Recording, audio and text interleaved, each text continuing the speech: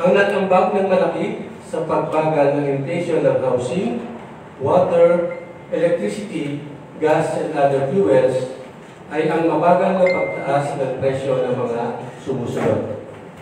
Kuryente na may 7.9% inflation mula sa 16.3% inflation noong Mayo 2023 at renta sa bahay na may negative 3.1% inflation mula sa negative 2.0% inflation noong Mayo 2023. Ang pangatlong nag-ambag sa pagbagal ng antas ng inflation ay ang mas mabagal na paggalaw ng presyo ng transport. Ito ay may 2.7% inflation at 9.8% share sa pagbaba ng pangkalatang inflation sa lalawigan nitong Hunyo 2023. Ang nag-ambag ng malaki sa pagbagal ng inflation ng transport ay ang mas mabagal na pagtaas ng presyo ng mga sumusunod. Gasolina na may negative 17.0% inflation mula sa negative 11.2% inflation noong Mayo 2023. At ang diesel na may negative 24.1% inflation mula sa negative 19.7% inflation noong Mayo 2023. Pagdating sa pangkalatang inflation nitong Hunyo 2023, ang pangunahing nag-ambag ay ang food and non-alcoholic beverages na may 13.6% inflation at 72.6% share.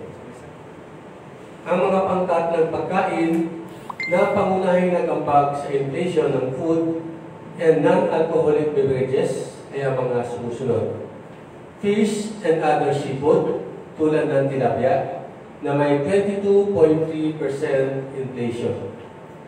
Cereals and cereals products gaya ng bigas na may 12.0% inflation at vegetables, tubers, plantains, cooking bananas, and pulses, particular ang sibuyas na may 16.4% inflation. Ikalawa, ang restaurants and accommodation services sa may pinakamalaking ambag sa pangkalatang inflation nitong Hunyo 2023. Ang commodity group na ito ay nagtala ng 8.1% inflation at 6.6% share. Ang pangunahing nag-ambag sa inflation ng restaurants and accommodation services ay ang restaurants, cafe and the like na may 8.3% inflation.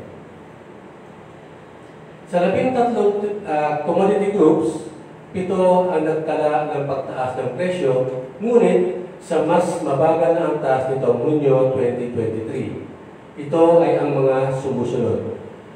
Food and non-alcoholic beverages na may 13.6% inflation. Housing, water, electricity, gas and other fuels na may 1.2% inflation. Transport na may 2.7% inflation. Information and communication na may 1.5% inflation. Furnishing, household equipment, and routine household maintenance na may 6.3% inflation. Clothing and footwear na may 3.2% inflation at alcoholic beverages and tobacco na may 10.9% inflation. Samantala, ang 4 na commodity groups naman ang nagpakita ng pagtaas ng presyo nitong Hunyo 2023. Ito ay ang mga sumusunod. Health na may 2.1% inflation. Recreation, sports, and culture na may 7.7% inflation. Restaurants and accommodation services na may 8.1% inflation. At personal care and miscellaneous goods and services na may 7.2% inflation. Nanatili naman sa kanilang antas ng inflation noong Mayo 2023 ang mga sumusunod. education services na may 0.5% inflation, at financial services na may 0.0% inflation. Nagpakita naman ng pagtaas ng presyo, ngunit sa mas mabagal na antas ng mga pangkat, ang mga pangkat ng pagkain sa lalawigan sa antas na 13.9% itong Hunyo 2023 mula sa 15.0% noong Mayo 2023. Ang mabagal na pagtaas ng presyo sa mga pangkat ng pagkain sa lalawigan ay dahil sa mas mabagal na pagtaas ng presyo ng mga sumusunod na pangkat ng pagkain. Fish and other seafood, gaya ng dilis, na may 22.3% inflation. Meat and other parts of slaughtered land animals, gaya ng manok, na may 5.5% inflation. Fruits and nuts, tulad ng mangga, na may 10.3% inflation. Vegetables, tubers, plantains, cooking bananas, and pulses, particular ang kamatis na may 16.4% inflation. Oils and fats, tulad ng mantika, na may 19.2% inflation. Sugar, confectionery, and desserts, gaya ng asukal na pula, na may 22.3% inflation, at ang flour, bread, and other bakery products, pasta products, and other cereals, na may 17.5% inflation. Samantala, nagpakita naman ng pagtaas ng presyo ang mga sumusunod na pangkat ng pagkain, tulad ng bigas, na may 9.6% inflation, mais, na may 15.9% inflation, milk and other dairy products and eggs, na may 14.4% inflation, at ang ready-made food and other food products not elsewhere classified, na may 11.5% inflation. Nitong Hunyo 2023, ang inflation rate para sa bottom 30% income household ay naitala sa antas na 9.0%. Noong Mayo 2023, ang inflation rate para sa bottom 30% income household ay naitala sa antas na 9.2% at 4.2% naman noong Hunyo 2022. Ang average inflation rate para sa bottom 30% income households mula Enero hanggang Hunyo 2023 ay naitala sa 9.5%. Ang pangunahing dahilan ng pagbagal ng antas ng inflation para sa bottom 30% income household nitong Hunyo 2023 ay ang mas mabagal na pagtaas ng presyo ng mga sumusunod na commodity group: housing, water, electricity, gas, and other fuels, na may 2.1% inflation at 43.3% share. Food and non-alcoholic beverage, na may 14.3% inflation at 19.1% share. At transport, na may 1.3% inflation at 18.2% share. Nitong Hunyo 2023, ang naitalang Consumer Price Index o tinatawag po natin CPI ay 129.30 pesos. Ang CPI ay isang pamantayan para sukatin ang pagbabago sa pantalatang antas ng presyo ng mga bilihin at serbisyo na karaniwang binibili ng mamimili. Ito po ay ginagamit upang masuri ang inflation at malaman ang paggalaw ng halaga ng pera ngayon kumpara noong base year na 2018. Noong Mayo 2023, ang naitalang CPI ay 128.40 pesos at 120.20 pesos naman noong Hunyo 2022. Sa kabilang dako, ang purchasing power of peso nitong Hunyo 2023 ay bumaba sa antas na 0.77 mula sa 0.78 noong Mayo 2023. Ang PPP o Purchasing Power of Peso ay isang indicator na nagpapakita kung magkano ang halaga ng 1 peso ngayon kumpara noong base year na 2018. Ang monthly data ng inflation para sa all-income household at bottom 30% income household ay inyong makikita sa website ng Philippine Statistics Authority. Maaari po rin itong access sa mga links na naka-flash sa screen o sa pamamagitan ng pag-scan ng QR codes na nasa screen. So dito po nagtatapos ang aking paglalahad ng antas ng inflation o pagtaas ng mga presyo ng mga bilihin at serbisyo sa lalawigan ng Marinduque sa buwan ng Hunyo 2023. Ang Philippine Statistics Authority, Marinduque Provincial Statistical Office ay lubos na nagagalak sa inyong paglahok sa press conference tungkol sa inflation sa lalawigan. Salamat at magandang hapon po sa inyong lahat.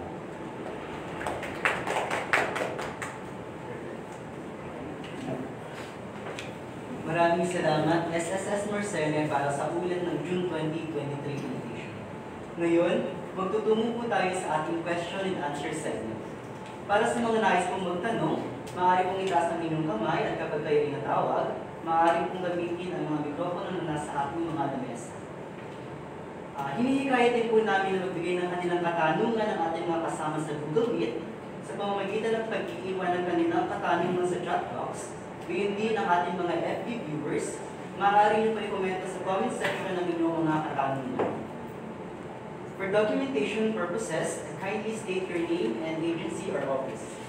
Ngayon po ay makakasama natin sa ating question and answer segment ang ating supervising statistical specialist, Sir Orlando Almarcene, kasama ang ating statistical analyst, Mr. Cedric Montiano. Maaaring pakilinatahan lamang po ang inyong mga katanungan sa paksang ating pinag-uusapan ngayong hapon. Ngayon ay handa na po tayo para sa ating Q&A segment. Baka may katanungan po from our on-site participants. Yes po, sir.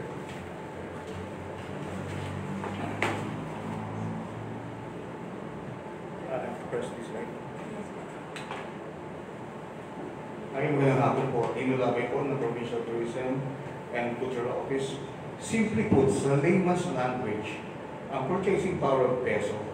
Sa madaling salita, ang piso ng 2018 ay parang 77 centavos na lang ngayon, 2023, para manawaan ng nakikinig o nanonood po naman. Simply put, right? Tama po ba po kayo nawa ko?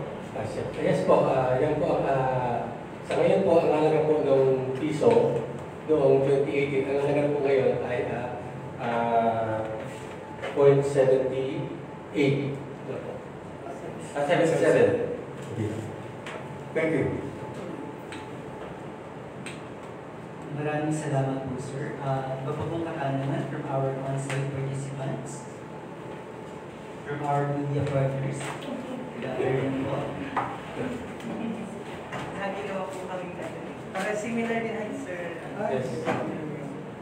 Kasi hindi masyado makauna. Lagi naman po kami nagtatanong every press con ano po, pero hindi ko lang po test good. As I mentioned, pare-pares naman po yung report. Nung nagsimula po tayo ng January na initially nag-start po tayo para dito sa press con. So, gusto ko lamang pong ma-emphasize po dun sa ating press con ngayon. Hindi ko po naabutan kasi kanina. Yung previous month po natin, nung May, versus itong ngayong buwan ng Hunyo, mas maganda po ba ang balita para sa ating mga kababayan o mas tumaas yung mga bilihin para sa buwan ng Hunyo? Thank you po, sir, sa question. Sa ating pong base po sa result, talagang pong masabi po natin na bumagal po ang gumanda po ngayong buwan kasi bumagal po ang pagtaas ng yung presyo ng bilihin, particular po dun sa food and non-food section or yung kasi po mula dun sa antas na mula sa 8.4% naging pala po tayo, naging 7.6% ito po 2022. So siguro po, yan po mas marami po ang naging produksyon at ganoon din po sa mga inaangkat mula po sa ibang naging masabagan po. Yes. So karagdagan pa rin, ako pa rin po, ayun kanina. So inflation rates from June 20 to June 23, ang pinakamasamang karanasan natin ay nangyari noong February of 2023, right? Kung saan 10.1 ang ating inflation rate. So, kumbaga, nasa mas mabuting kalagayan ang lalawigan natin ngayong June 20, 7.6. But the point is, may mataas pa rin ang inflation rate sa ating probinsya, hindi nga lang kasing taas na naranasan natin noong February 2023. Tama? Thank you. Yun po. So, yun nga po, although po bumaba tayo sa yung inflation natin, so pagdating po naman po sa buong Mimaropa region nga, tayo pa rin po yung pangalawa sa ang Marinduque sa pinakamataas na inflation rate itong Hunyo 2022.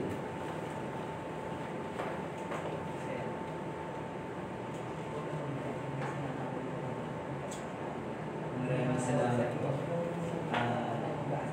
So yun na, hinihikayat po namin ating online participants na makibahagi sa ating question and answer segments po pagkakita po na pag-iwan ng kanilang nakakomment.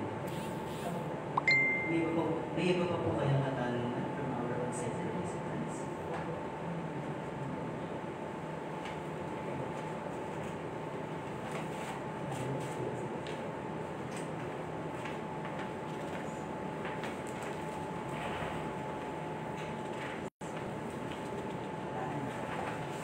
Wala na po. Maliban na lang kung ga-update po ulit kayo dun sa ating mga ID. National, meron na po bang additional dun sa ating ni-report last time? Mas nadagdagan po ba yung bilang? Yung po sir sa... Optional. May iba naman po. Yung national ID po natin. Wala na. Yan ang madalas Kakin mo sa pamilya ko, wala pa hanggang ngayon. Kasi hindi po ako kapag-prepare ng Sir, sige po. Habang hinahanap po natin yung datos po doon, pero dito po sa ating comparative report sa across the provinces in the Mimaropa region, still we are at number 2 po. Paano po kaya natin yan na at least magiging kagaya po nung nasa Palawan? Ano po kaya yung pwede natin isuggest sa mga LGUs? O ano po yung gagawin para mabawasan at bumaba naman po yung ating Okay po, thank you po. Sir, bali po kasi ang amin pong mandato, yes. collection po, collection at processing po data. So, yun po, lahat po ng result po naman na yan, pwede pong mai-share po natin sa mga LGU para sila naman po ang maging, kung ano po ang kanilang magiging plano para po mapababa po natin yung inflation sa buong lalawigan ng Marinduque.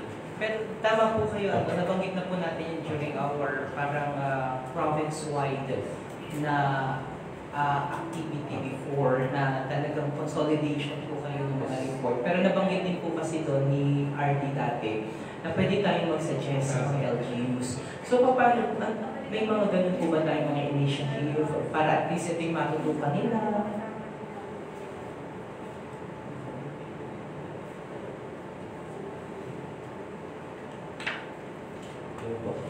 So lahat ng po ng data na nakuha po ng PSA, especially po dito sa inflation, ay bali closely coordinated naman po yan sa lahat po ng mga iba pang agencies, and especially yung sa NEDA and PLNG.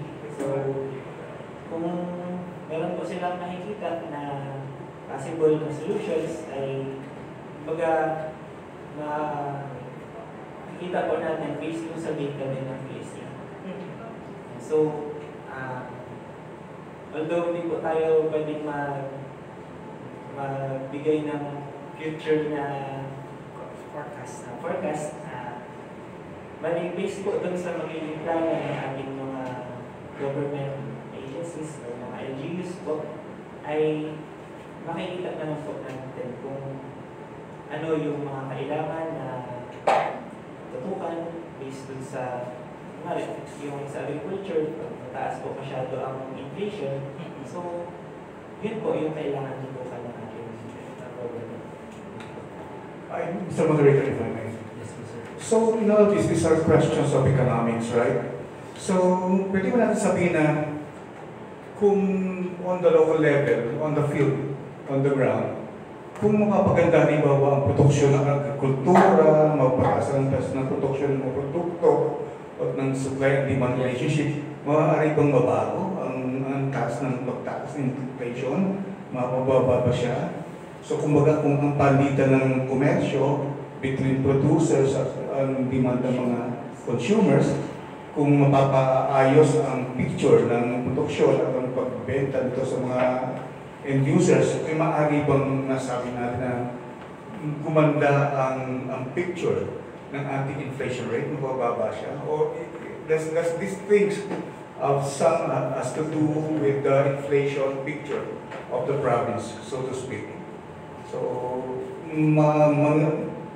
theoretically, pwede bang maaari bang factor yun, yung gano'n?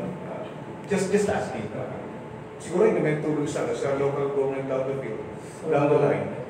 So, possible po kasi kung mataas po ang ating production, ma-supply natin yung demand dito po sa ating province. So, ibig sabihin po, kung mataas ang production sa agriculture o sa mga aspect ng mga manufacturing na po. So, medyo, may ba po siya, may isa rin po factor para kung masabi natin na gaganda yung natin po, yung Thank you. Yan, sige po. May last question po from my end. Kasi total nandito po ang ating tourism officer. Isa Rino. Dito po sa ating restaurants and accommodation services kasi isa po yun sa tinitingnan ninyo po. And base po dito sa inyong report from dito sa June ay 8.1%. And then nung May ay 8.0%. May mga masasuggest pa po. Base po dun sa pagkuha po ninyo ng datos. Alin po yung mga, ano po ba yung mga tinitingnan ninyo dito sa ating restaurants and accommodation services? Dami po ba ito nung kumakain o mga, paano po ba ito? Yung isa yung mga, meron pa kami sa CTI, meron po kami mga outlet na pinupuntahan yung mga restaurant, mga restaurants, yung mga banar, karinderya, ano pong tinitingnan niyo po doon? Services po, yung kung magkano po yung presyo, yung mga pinarender po nilang services. So, ibig sabihin po, sir, base dito sa mas tumaas yung mga presyo either dun sa mga pagkain na nabibili sa restaurant or yung presyo ng pagrenta nila ng mga accommodation facilities. Ganun po ba yun, sir? Bali, compare po last year, ay yan po, tumaas po tayo ng 80.1% compared with sa prices natin last year sa restaurant and accommodation services. So, ibig sabihin, kung piso, Okay, simple po. Thank you, Sir Bio, for that one. Ibig sabihin ba, kung piso ang ano ng 2018, ang katumbas na niya sa 8 piso, 8.8 and 10. Kung ang base figure natin ay, ay 2018. So, paano natin yan ito? So, Percentage yun. inflation rate, expect tumaas ang inflation rate ng prices para sa accommodation ng 8.1%, right? From our base year of 2018. Tama po ba? Yes po. Bali yan naman po is yung collective na prices dun sa market basket dun na nagkakatawan po sa restaurant and accommodation. Paano po rin kinukuha ang universe? Paano kinukuha ang universe ng mga numbers ito? Kasi kami sa industriya, hirap na hirap una-una, we're having a hard time getting the statistics, tourism arrivals, ganyan, everything. And yet apparently you're having your way of getting your data sa accommodation and restaurant services. So, nagre-report po ba ang establishment sa inyo o you collected this from the records of the LGUs? So, bali, ano po, twice a month po, nagkakaroon po kami ng collection po sa mga outlets dito sa Marinduque. Yun po, doon po ang galing yung mga data na pinaprocess po namin. So meaning when you say outlets, these are the only restaurants, establishments mismo. So, ang sampling ba natin sa universe ito? Kalahati o by sampling lang, by samples? Samples lang. May Ah, mga samples. outlets po kami na pinapagkunan. I was thinking kasi sa akin isa to be honest, is a dilemma ng aming hanay is how to properly get the data that we could get from the formal and informal accommodation and restaurant services in the province. Well, apparently, so sampling, we sampling ang universe around ilang percent ng universe ng sampling data to give us the proper numbers po na pwede natin pag-usiyanan. For example, ang universe po, halimbawa ay 19 accommodation establishments. Out of the universe of 19, ilang percent yung dapat ang pwede natin makuha para we could comfortably say that this is a representative of the whole of the universe of the service. May dalawang parameters. Halimbawa, 70% dapat ang sample natin o mga 30, 40 para pag nakuha natin yun that ay may komportable tayo, masabi natin na ang numero makuha natin ay sasalita para sa buong industriya, para ganun. Do you have some say on that one? Thank you.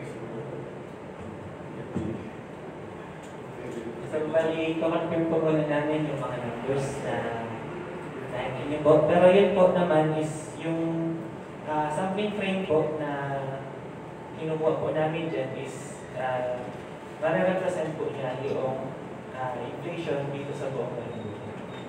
Super sector kasi. Thank you. So, para po sa information din po, monthly po, nakakandak po ng CPI, meron po tayong 6 na outlet. Dalawa dito po sa capital, then tig-isa po sa bawat munisipyo.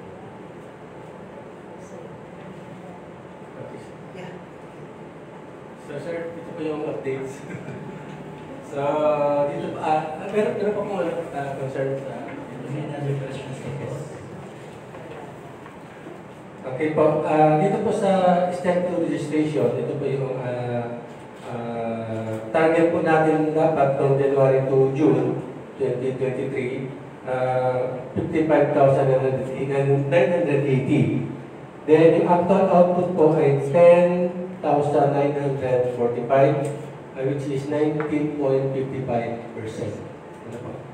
So pagdating po sa pagkalata, simulan po nag-start tayo from June 28, 2021 to June 30, 2023. So ang target output po sa buong Marinduque ay 215,350. Then yung actual output po ay 182,257, which is 84.63%. So yes, sir. Thank you. Thank you very much, Mr. Rory. Sa ating Provincial Tourism Cultural Officer, Sir Rory. May iba pa po kaya tayong katanungan? Sa karagdagan pa, sir, sa big sister na po. Doon po siya na-receive ng PIPOS. Meron po silang 18,009. Sa buwak po, sa buwak, na-receive ay 18,266. Ang na-deliver po ay 18,052. Pagdating naman po sa Bella Vista, ang na-receive po ng PIPOS ay 4,453. Ang delivered po ay 4,432. Then po sa Gasan, 3,334. Ang delivered po ay 3,312. Sa Mungkok po, 8,818 ang na-receive ng PIPOS. Ang delivered naman po nila ay 7,324.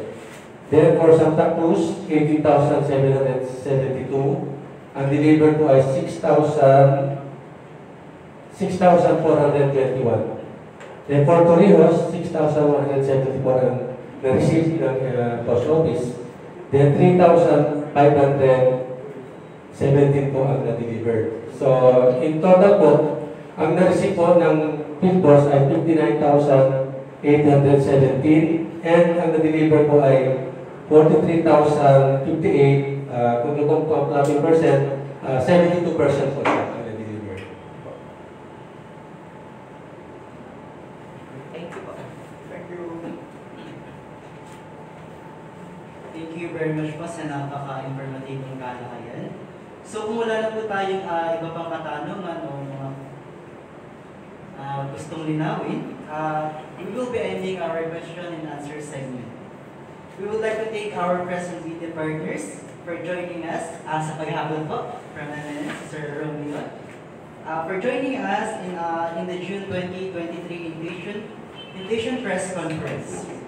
Gayon din po, pinasasalamatan po natin ang ating representatives from OIC po ng ating Provincial Tourism and Cultural Office, si Sir Labay po. Palakpakan naman po natin si Sir.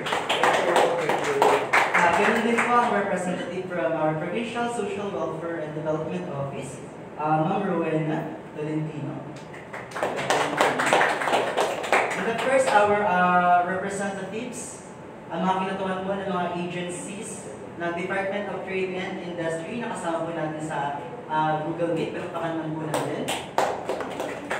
DENR Penro Marinduque, Provincial Engineers Office, Provincial Budget Office, and Provincial Agriculture Office. Sana po ay patuloy nyo kaming suportahan. You may visit our webpage, www.psa.gov.ph, at maaari nyo rin po kami bisitahin sa aming Facebook page para sa mas marami pa pong updates. Once again, I am Sally Junior R. De La Cruz ng Marinduque Provincial Statistical Office. Magandang hapon at maraming salamat po sa ating lahat. Yay!